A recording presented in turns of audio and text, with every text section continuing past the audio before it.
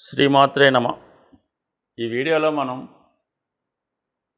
June 30వ తారీఖు నుంచి November 15వ తారీఖు మధ్యలో సుమారుగా 4 నెలల 15 రోజులు శని వక్రగమనం పొందడం జరిగింది.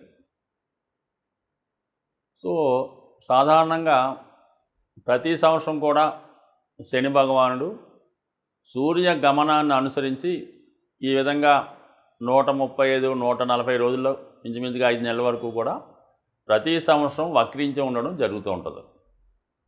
అయితే సంవత్సరం మొత్తం మీద ఎవరైతే జన్మిస్తూ ఉంటారో అది ఇంచుమించుగా ఈ సృష్టి ప్రారంభం నుంచి అనుకుందాం, ప్రతి సంవత్సరం ఎవరో ఒకరు జన్మిస్తూ ఉంటారు. ఈ జన్మించిన వాళ్ళు గురుగ్రహం ఇంచుమించుగా ఒక 40% జాతకాల్లో వక్రించి ఉంటాడు. అంటే ఇప్పుడు మనకేముంది, ఈ సంవత్సరం 30 జూన్ తర్వాత నుంచి నవంబర్ 15 మధ్యలో ఎవరు జన్మించినా వారి జన్మ జాతకంలో శని వక్రించి ఉంటాడు. ఇంకా నవంబర్ 15 నుంచి మామూలుగా శని రుజుమార్గంలో ఉంటాడు. ఈ విధంగా ప్రతి ఒక్కరి జాతకంలో శని వక్రించి ఉండడం కానీ రుజుమార్గంలో ఉండడం కానీ జరుగుతుంది. శని కర్మకారకుడు.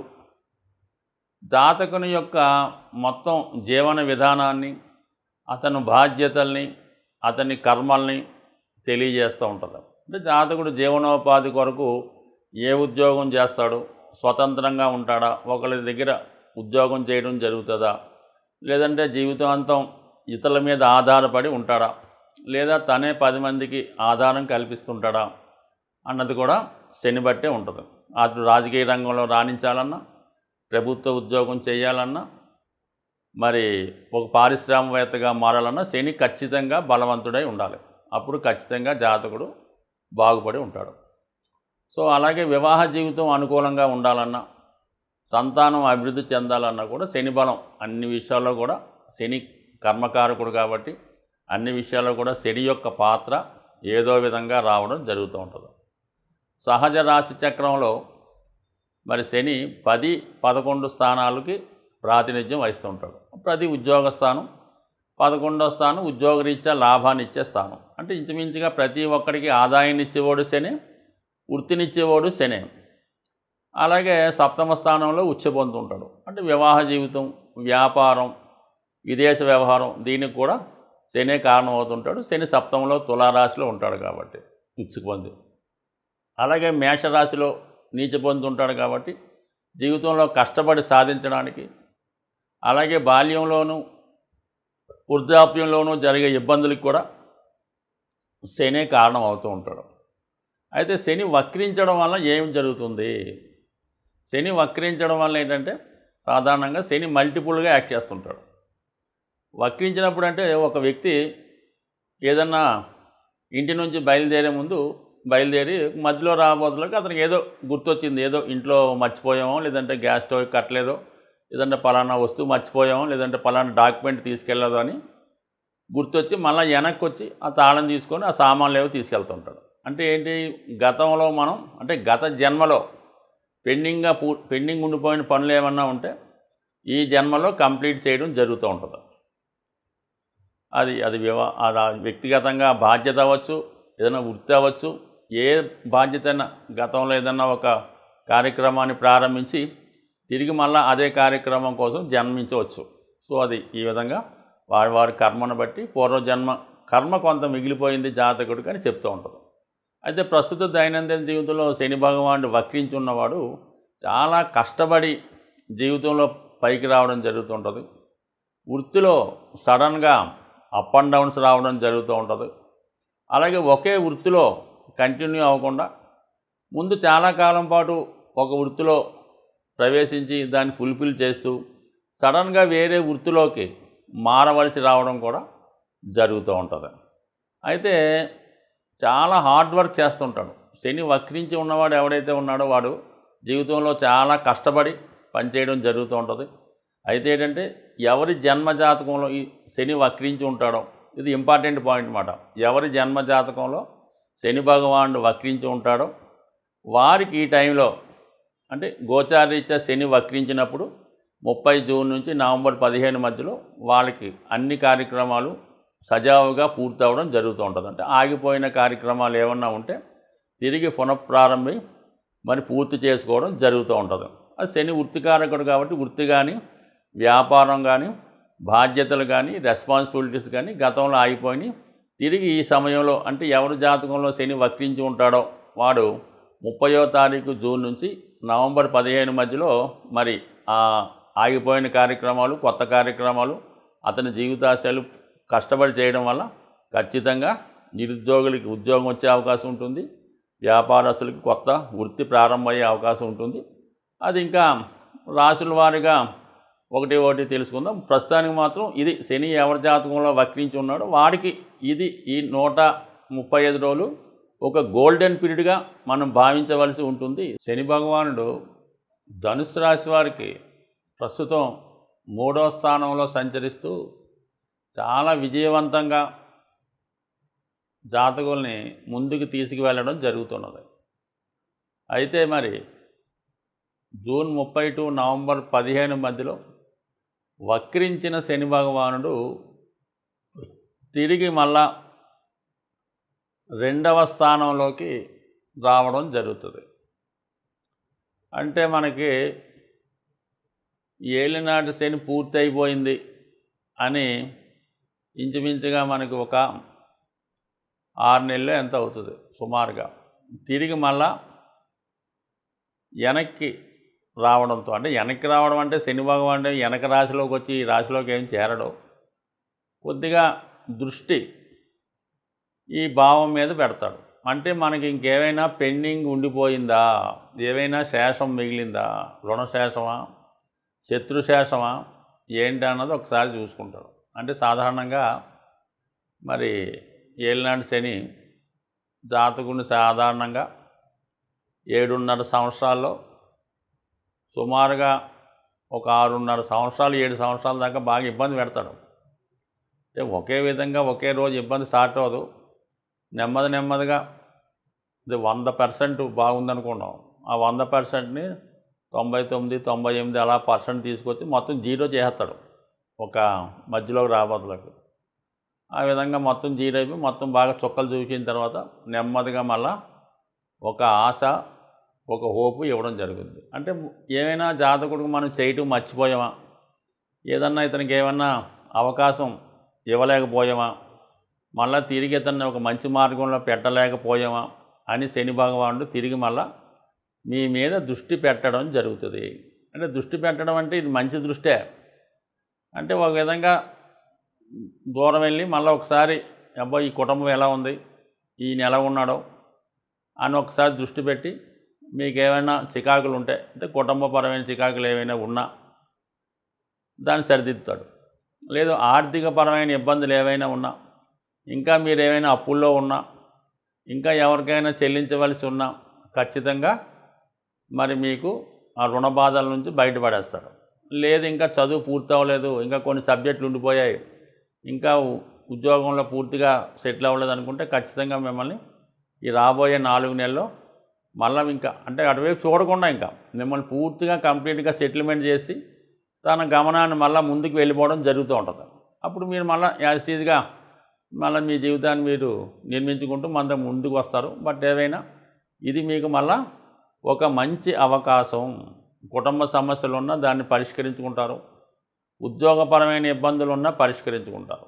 ముఖ్యంగా రుణాలు ఏమైనా ఉంటే అప్పులే. రుణాలంటే కేవలం ఆర్థికపరమైన రుణాలే కాదు, తల్లిదండ్రులను చూడవలసినటువంటి పితృ రుణం, అలాగే పిల్లల్ని చూడవలసినటువంటి రుణం, దైవ రుణం, ఇవన్నీ రకరకాల రుణాలు ఉంటాయి. ఇంకా అన్ని రుణాలే.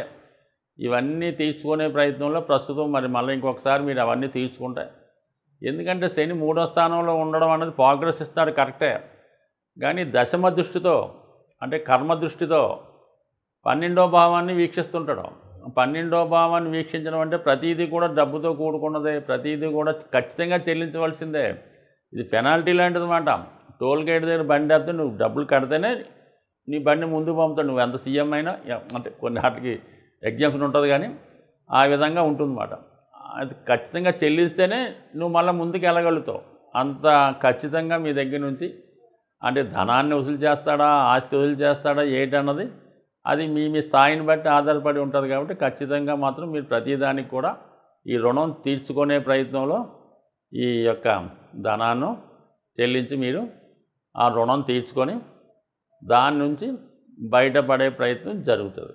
అది ఖచ్చితంగా మళ్ళా ఒకవేళ మీరు వయసులో పెద్దవారై ఉండి ఏ పని చేయలేని స్థాయిలో ఉన్నా ఖచ్చితంగా మీ కుటుంబంలో ఒకరికి, అంటే మీరు ఎవరి మీద అయితే ఆధారపడి ఉంటారో వాడికి ఏదైనా ఉపాధి అవకాశాలు కల్పించడం కానీ, లేదా మీకు అయినా ప్రతీ నెల ఏదో కొంత సౌకర్యాన్ని కలిగించే అవకాశం కానీ ఖచ్చితంగా మీకు ఈ సమయంలో శని భగవానుడు కలిగించే అవకాశం ఉన్నది.